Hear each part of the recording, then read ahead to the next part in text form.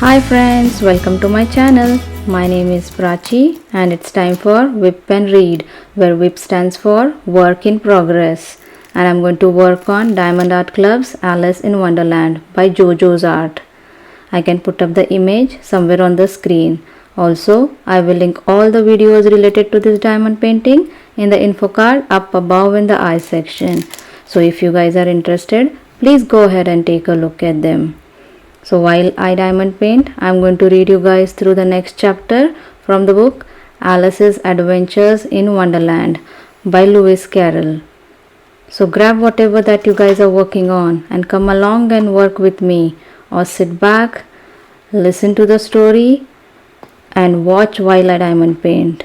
So let's get started. Chapter 11. Who Stole the Tarts? The King and Queen of Hearts were seated on their throne when they arrived, with a great crowd assembled about them, all sorts of little birds and beasts, as well as the whole pack of cards. The knave was standing before them in chains, with a soldier on each side to guard him, and near the king was the white rabbit, with a trumpet in one hand and a scroll of parchment in the other. In the very middle of the court was a table with a large dish of tarts upon it. They looked so good that it made Alice quite hungry to look at them. I wish they had get the trial done, she thought, and hand round the refreshments. But there seemed to be no chance of this, so she began looking at everything about her to pass away the time. Alice had never been in a court of justice before, but she had read about them in books, and she was quite pleased to find that she knew the name of nearby everything there. "That's the judge," she said to herself, "because of his great wig." The judge, by the way, was the king, and as he wore his crown over the wig, look at the frontispiece if you want to see how he did it. He did not look at all comfortable, and it was certainly not becoming. And that's the jury box, thought Alice, and those 12 creatures. She was obliged to say creatures, you see, because some of them were animals and some were birds. "I suppose they are the jurors." She said this last word 2 or 3 times over to herself, being rather proud of it, for she thought, and rightly too, that very few little girls of her age knew the meaning of it at all. However, jurymen would have done just as well. The 12 jurors were all writing very busily on slates. "What are they doing?" Alice whispered to the Griffon.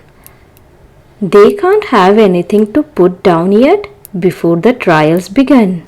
They are putting down their names," the Griffon whispered in reply, for fear they should forget them before the end of the trial. "Stupid things," Alice began in a loud, indignant voice, but she stopped herself hastily, for the white rabbit cried out, "Silence in the court!" And the king put on his spectacles and looked anxiously round to make out who was talking. Alice could see, as well as if she were looking over their shoulders, that all the jurors were writing down "stupid things" on their slates, and she could even make out that one of them did not know how to spell stupid, and that he had to ask his neighbor to tell him. A nice muddle their slates will be in before the trial's over, thought Alice. One of the jurors had a pencil that squeaked. This, of course, Alice could not stand, and she went round the court and got behind him, and very soon found an opportunity of taking it away. She did it so quickly that the poor little juror, it was Bill the lizard, could not make out at all what had become of it.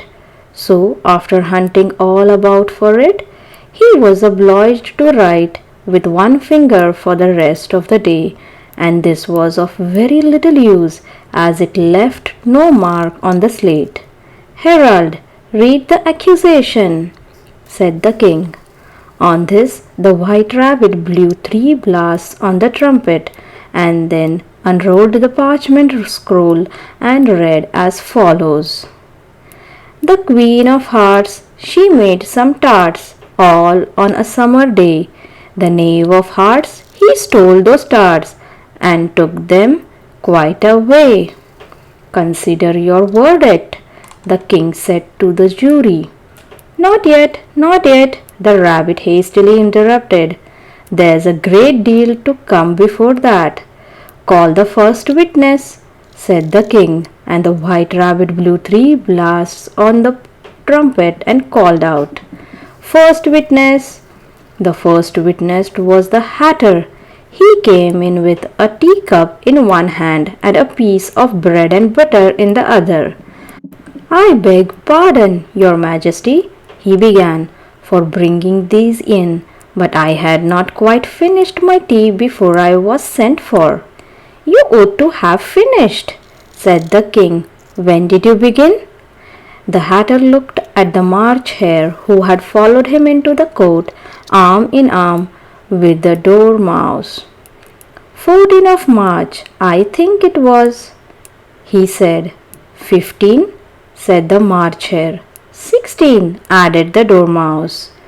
"Write that down," the king said to the jury, and the jury eagerly wrote down all 3 dates on their slates and then added them up and reduced the answer to shillings and pence. "Take off your hat," the king said to the hatter. "It isn't mine," said the hatter. "Stolen?" the king exclaimed, turning to the jury, who instantly made a memorandum of the fact. "I keep them to sell," the hatter added as an explanation. "I have none of my own. I am a hatter." Here the queen put on her spectacles and began staring at the hatter, who turned pale and fidgeted. "Give your evidence," said the king, "and don't be nervous, or I will have you executed on the spot." This did not seem to encourage the witness at all. He kept shifting from one foot to the other, looking uneasily at the queen, and in his confusion he bit a large piece out of his teacup instead of the bread and butter. Just at this moment Alice felt a very curious sensation which puzzled her a good deal until she made out what it was. She was beginning to grow larger again, and she thought at first she would get up and leave the court, but on second thoughts she decided to remain where she was as long as there was room for her. "I wish you would not squeeze so," said the Dormouse, who was sitting next to her. "I can hardly breathe." "I can't help it," said Alice very meekly. "I am growing." "You have no right to grow here," said the Dormouse. "Don't talk nonsense," said Alice more boldly. "You know you are growing too." "Yes, but I grow at a reasonable pace," said the Dormouse, not in that ridiculous fashion, and he got up very sulkily and crossed over to the other side of the court. All this time the queen had never left off staring at the hatter, and just as the Dormouse crossed the court, she said to one of the officers of the court, "Bring me the list of the singers in the last concert," on which the wretched hatter trembled so that he shook both his shoes off. "Give your evidence," the king repeated angrily, "or I will have you executed, whether you are nervous or not." "I am a poor man, your majesty," the hatter began in a trembling voice, "and I had not but just begun my tea, not above a week or so, and what with the bread and butter getting so thin, and the twinkling of the tea." "The twinkling of what?" said the king. "It began with the tea," the hatter replied. "Of course, twinkling begins with the tea," said the king sharply. "Do you take me for a dance? Go on." I am a poor man, the Hatter went on, and most things twinkled after that. Only the March Hare said, I did not. The March Hare interrupted in a great hurry. You did, said the Hatter. I deny it, said the March Hare. He denies it, said the King. Leave out that part. Well, at any rate, the Dormouse said. The Hatter went on, looking anxiously round to see if he would deny it too. But the Dormouse denied nothing, being fast asleep. After that, continued the Hatter, I cut some more bread and butter. But what did the Dormouse say? One of the jury asked. That I can't remember, said the Hatter. You must remember, remarked the King, or I will have you executed. The miserable Hatter dropped his teacup and bread and butter and went down on one knee. I am a poor man, your Majesty, he began. You are a very poor speaker, said the King. Here one of the guinea pigs cheered and was immediately suppressed by the officers of the court. As that is rather a hard word, I will just explain to you how it was done. They had a large canvas bag which tied up at the mouth with strings. Into this they slipped the guinea pig head first and then sat upon it. I am glad I have seen that done, thought Alice. I have so often read in the newspapers at the end of trials. There was some attempt at applause, which was immediately suppressed by the officers of the court, and I never understood what it meant till now. If that's all you know about it, you may stand down, continued the King. I can't go no lower, said the Hatter. I am on the floor as it is. Then you may sit down, the King replied. Here the other guinea pig cheered and was suppressed. Come, that finished the guinea pigs, thought Alice. Now we shall get on better. I had rather finish my tea, said the Hatter, with an anxious look at the Queen, who was reading the list of singers. You may go, said the King, and the Hatter hurriedly left the court without even waiting to put his shoes on, and just take his head off outside, the Queen added to one of the officers. But the Hatter was out of sight before the officer could get to the door. Call the next witness, said the King. The next witness was the Duchess cook. She carried the pepper box in her hand, and Alice guessed who it was even before she got into the court. By the way, the people near the door began sneezing all at once. Give your evidence, said the King. Shan't, said the cook. The King looked anxiously at the White Rabbit, who said in a low voice, Your Majesty must cross-examine this witness. Well, if I must, I must, the King said with a melancholy air. And after folding his arms and frowning at the cook till his eyes were nearly out of sight, he said in a deep voice, What are tarts made of? Pepper mostly, said the cook. Treacle, said a sleepy voice behind her. Collar that dormouse, the Queen shrieked out. Behead that dormouse, turn that dormouse out of court. Suppress him, pinch him off with his whiskers. For some minutes the whole court was in confusion, getting the dormouse turned out, and by the time they had settled down again, the cook had disappeared. Never mind, said the King with an air of great relief. Call the next witness. And he added in an undertone to the Queen, Really, my dear, you must cross-examine the next witness. It quite makes my forehead ache. Alice watched the White Rabbit as he fumbled over the list, feeling very curious to see what the next witness would be like. For they haven't got much evidence yet, she said to herself. Imagine her surprise when the White Rabbit read out at the top of his shrill little voice the name Alice. I will continue reading the next chapter in the next whip and read for this diamond painting.